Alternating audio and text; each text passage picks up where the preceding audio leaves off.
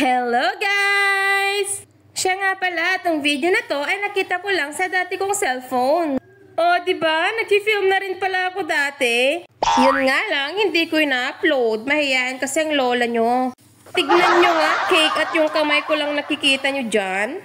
Dati pala ay 3 layers lang ang ginagawa ko. At gumagamit din ako ng piping bag para lang lagyan ng filling ang ating cake.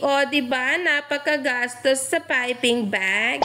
Siyempre, nagsisimula pa lang ako noon at hindi ko pa masyadong gamay ang pag-icing. Sa ganitong paraan kasi ay mas napapadali ang pagpapakinis natin sa ating cake. Nahuhulaan nyo na ba kung anong theme ng cake ang ginagawa ko? Oo.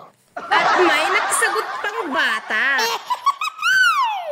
Sige nga, anong team nito? Hello Kitty.